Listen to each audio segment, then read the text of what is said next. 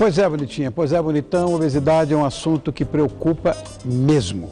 E tão importante que, como eu prometi, na outra semana, sem ser essa, a outra, eu prometi que nós vamos retomar essa história e, de fato, vamos retomar hoje com o presidente da Associação Médica Brasileira de Medicina Ortomolecular, Dr. Fábio César dos Santos.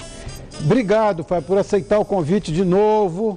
Eu que agradeço. Está aqui de volta com a gente, obrigado. É um prazer enorme estar no seu programa. Muito prazer meu, pode ter certeza disso. Bom, a semana passada, nós já falamos isso aqui em off, né?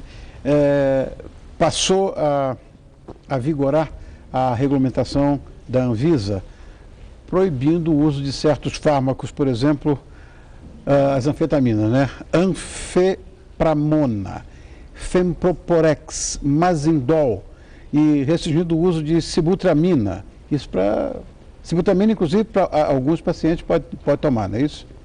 Isso. Agora, o que você acha dessa história? Como é que ficou o tratamento da obesidade agora? Que os endócrinos estão achando ruim, porque tratar a obesidade agora, de forma medicamentosa, é complexo. A nossa manifestação, inclusive, também é contrária, viu, Rony? Porque eu achei muito rígida a posição da Anvisa nessa regulamentação, particularmente sobre a sibutramina, né? Eu represento a Associação Médica Brasileira de Ortomolecular, mas a minha base é cardiologia e eu já usei muito na vida sibutramina, tem alguns pacientes que inclusive usam sibutramina e o resultado que nós temos com sibutramina, ele é um bom resultado e eu, para ser sincero, eu nunca tive nenhum problema cardiovascular, né? Que o motivo dessa restrição da sibutramina é o motivo cardiovascular. Teve um estudo, que é um estudo chamado SCOUT, que foi feito com pacientes cardiológicos graves, e eles observaram que os pacientes que usaram essa droga tiveram um pouco mais de problemas. Mas o estudo não foi feito com pacientes normais, né? Foram pacientes graves.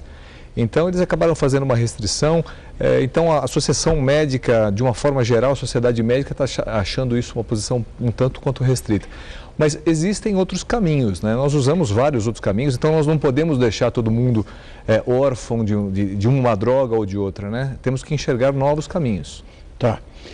Eu sei que existem novas drogas aparecendo, que vão umas e acabam... Aquele remédio injetável para diabetes, acho que eu botei aqui o nome, liraglutida, é uma opção para a obesidade? É uma medicação que veio para o diabetes, né? Tá. Mas existem vários medicamentos que eles aparecem com uma finalidade, eles acabam tendo outra finalidade, o que a gente chama de indicação off-label, né? Então seria uma outra indicação. Então, por exemplo, remédios que no passado foram para coração, finasterida, por exemplo, melhorou o cabelo, né? Outros que para hipertensão pulmonar acabaram virando drogas para sexualidade, né? Então, essa parece que é uma droga que vai ter esse caminho. O que eu não gosto muito é de um estardalhaço feito da mídia em cima, né? Então, no outro dia que apareceu na mídia de uma forma muito forte, o consultório, todo mundo batendo na porta e querendo usar a droga, querendo fazer uma automedicação, né? Então, não existe droga milagrosa. Isso é muito perigoso, ainda mais no Brasil, que todo mundo se automedica. É muito complicado. Problema sério. Eu acho. Agora, como é que você enxerga todo esse processo? Ou seja, no programa passado você citou 5 estratégias, eu me lembro disso, que são básicas para o equilíbrio dos pacientes. Então vamos dizer quais são elas de novo.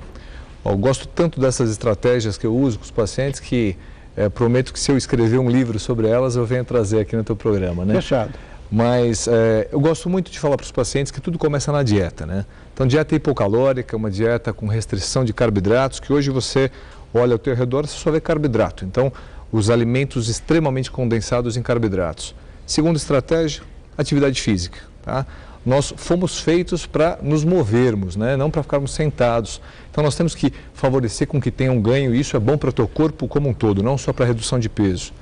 Terceiro lugar, nós ortomoleculares gostamos muito da avaliação dos nutrientes, né? Porque às vezes te falta uma vitamina que não falta para mim. Às vezes te falta um mineral que para mim está adequado e vice-versa, né? Um aminoácido. Então isso é importante. Hormônios, né? Nós temos que avaliar, entender na fase da vida que você está, a falta que estão fazendo determinados hormônios. Existem as chamadas pausas, né? Essas pausas são importantes e podem ajudar nesse processo. E o último item, o quinto item, é a relação mente-corpo. Você tem que estar bem, né? Então, no teu programa passado, você falou sobre estresse, a gente talvez fale um pouquinho sobre estresse aqui. Estresse é importante, não é só o estresse nessa relação mente-corpo, mas ele é um grande engordador.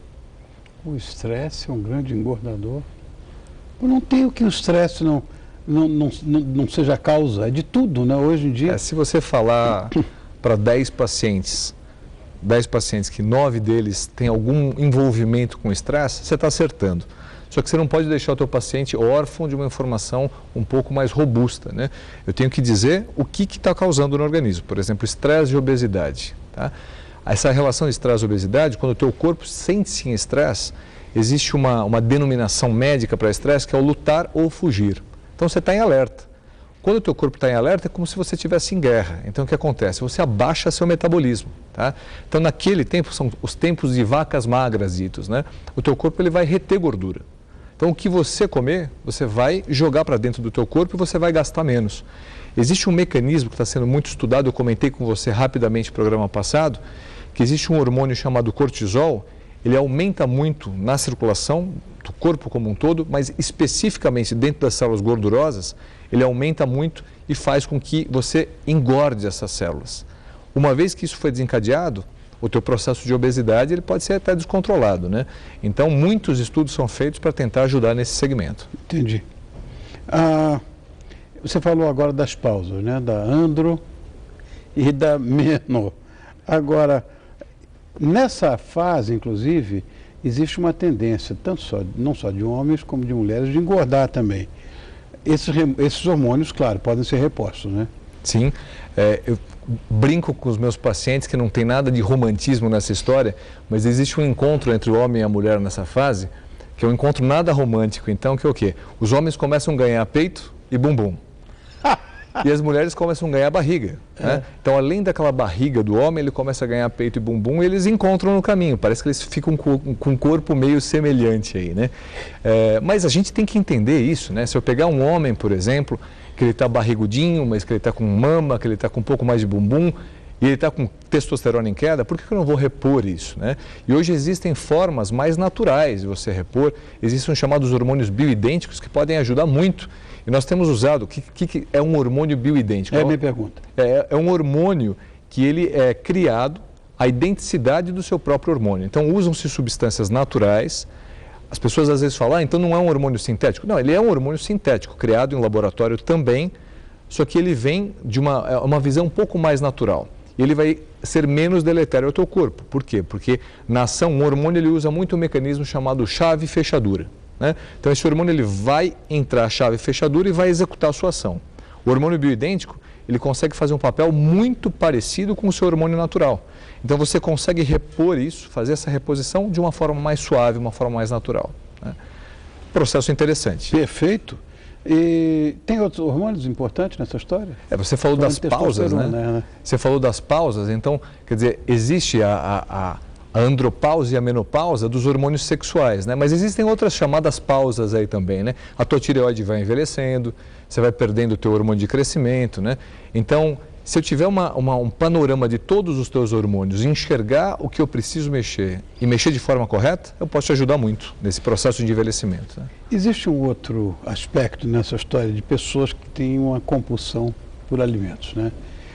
Que tem transtorno de ansiedade, qualquer coisa nesse sentido, por doces, né? Essa hoje tão insensada falta de um neurotransmissor, que é a serotonina, então as pessoas buscam chocolate, enfim. E tem gente também que tem essa compulsividade por salgado, não é por doce.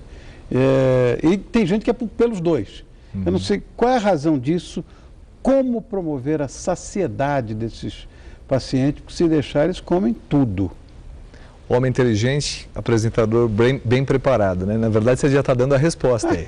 Né? Não tem resposta nenhuma. A verdade é que esse tipo de atitude que a pessoa tem, compulsiva ou impulsiva, por doce, por chocolate, por salgado, então carboidrato salgado ou carboidrato doce, tem muito a ver com aquele quinto dedinho, né? Que é a relação mente-corpo. Então aí entram justamente os neurotransmissores, são substâncias que existem entre os teus neurônios, contando se você está feliz, se você está triste, se você tem prazer ou não. Então, por exemplo, se eu tenho alguém que está contando no consultório, olha, no final do dia estou desesperado para comer um carboidrato doce e particularmente estou indo no chocolate, por exemplo, né? Ou então, às vezes até por outros doces, mas é carboidrato doce, normalmente serotonina, tá? E essas pessoas têm uma tendência à depressão, né? São pessoas que estão mais rebaixadas. Se eu tenho alguém que é absolutamente louco por carboidrato salgado, então aquele devorador de pães, de tortas, de macarronada, né? Normalmente eu estou na minha frente com um paciente ansioso. É aquele paciente que ele tem, normalmente o neurotransmissor que está em questão é a dopamina, né? Então, se eu souber guiar um bate-papo com o meu paciente e entender o que está acontecendo no organismo dele, nesses neurotransmissores, eu posso dar, por exemplo, precursores dessas substâncias, precursores de serotonina, precursores de dopamina, e posso aliviar esse processo, tá? Então, isso chama-se modulação bioquímica, né? Bárbaro. E a história da genética? Ou seja, a gente ouviu muito falar que filho de obeso, obeso será. Isso é verdade? É igual a história do filho de peixe, peixinho né? Até Quer ver ponto, como vai ficar a mãe, como vai ficar a namorada? Olha a sogra. Caso olhando a sogra já, né? Só bobagem.